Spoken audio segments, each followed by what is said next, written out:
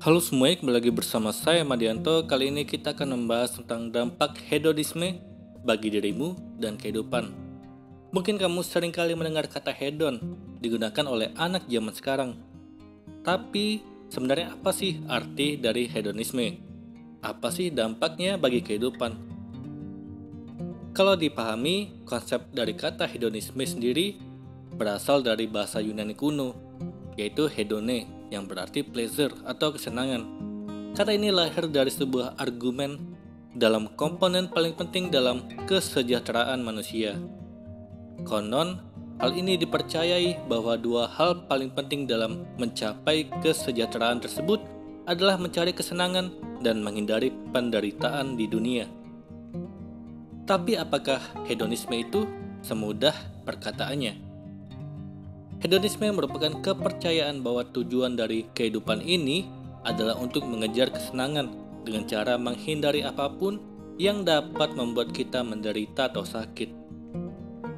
Para penganut hedonisme percaya bahwa tujuan utama dalam hidup adalah memuaskan diri, baik itu dalam segi batin, fisik, mental, material, hingga spiritual. Meskipun demikian, paham ini juga ada sisi baiknya, karena kita bisa belajar untuk menikmati hidup, serta bersikap tidak peduli terhadap hal-hal yang menyakiti kita. Tapi di saat yang sama, perilaku hedonisme dapat membuat kita jatuh ke dalam lubang yang diiming-imingi kebahagiaan, tapi berakhir dengan penderitaan. Kita boleh mencari kebahagiaan, tapi di saat yang sama juga kita harus melakukannya melalui pilihan hidup yang bertanggung jawab. Jangan sampai apa yang kita percayai malah membuat kita bangkrut dan menjadi bumerang bagi diri kita. Kenapa sih orang bisa hedon? Ada dua faktor yang bisa menyebabkan perilaku hedonisme dalam diri seseorang, yaitu faktor internal dan faktor eksternal. Dalam faktor internal, manusia secara naluri mempunyai keinginan untuk bahagia dan keinginan yang tidak pernah puas. Dalam faktor eksternal, pengaruh pergaulan seseorang yang mendukungnya untuk meneruskan gaya hidup yang hedonisme.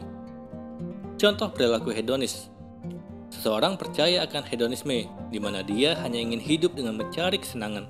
Padahal kenyataannya adalah terkadang kita harus bersusah-susah dahulu untuk bisa bersenang-senang kemudian. Dia mengutamakan membeli motor karena dia suka motor, tapi di saat yang sama dia tidak mau bekerja, karena bekerja itu merupakan penderitaan baginya. Hasilnya, dia tidak bisa melunasi motor barunya karena tidak memiliki pendapatan. Orang ini bahkan bisa berakhir terlilit utang kalau dia tidak berhati-hati. Sama seperti contoh tadi, jenis hedonisme itu banyak macamnya. Bisa jadi kamu senang bermain game, sehingga akhirnya kamu lupa mengorbankan waktu tidur atau bahkan mengerjakan tugas. Atau kamu terobsesi dengan make up dan menghabiskan jutaan rupiah per bulan demi memborong make up edisi terbaru. Pada akhirnya, kamu menjadi konsumtif dan tidak bisa mengatur keuangan kamu sendiri. Lalu apa sih dampak hedonisme? Perlu diingat bahwa tidak semua dampak hedonisme itu buruk. Tapi kita hanya perlu berhati-hati agar kita tidak terbawa oleh dampak hedonisme yang buruk. Berikut beberapa contoh dampaknya. Yang pertama, merasa senang. Ini merupakan dampak hedonisme yang baik. Tentunya, kalau kita menganut hedonisme, kita akan senang. Tapi, kamu perlu ingat bahwa rasa senang dari hedonisme itu bisa jadi hanya sementara. Kedua, baik untuk ekonomi. Perilaku hedonis di dalam masyarakat menggerakkan perputaran ekonomi karena banyaknya transaksi yang terjadi.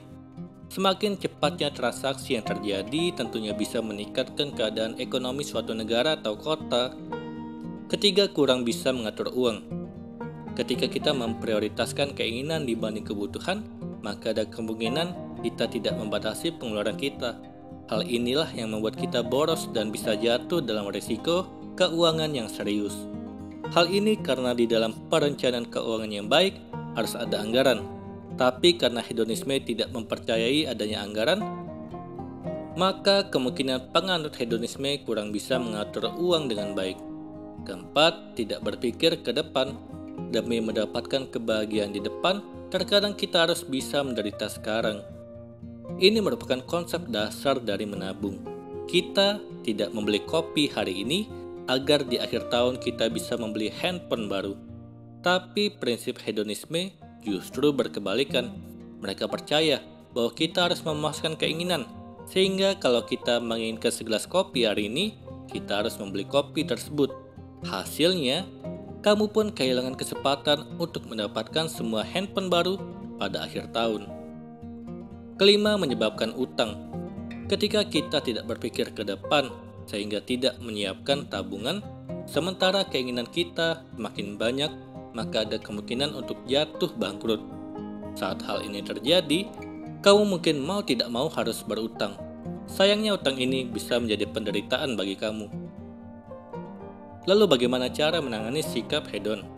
Walaupun hedonisme mempunyai beberapa dampak baik secara jangka pendek, tetapi hedonisme juga menimbulkan dampak buruk secara jangka panjang. Jadi apa yang harus kita lakukan? Kamu bisa mengubah mindset kamu untuk mewujudkan keinginan kamu dalam jangka panjang, serta mencapai keinginan kamu dengan cara yang sehat, yaitu menabung.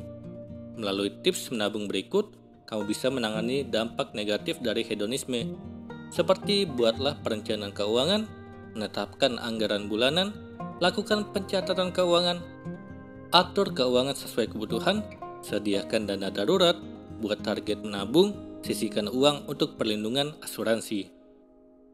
Itulah dampak dari hedonisme bagi dirimu dan kehidupan. Semoga ini bermanfaat. Sekian dan terima kasih.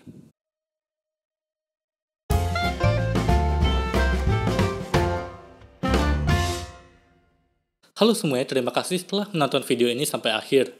Jika kalian punya saran, silahkan tuliskan di kolom komentar video apa yang harus saya buat untuk selanjutnya.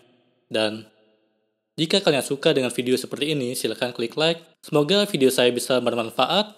Sekian dan terima kasih.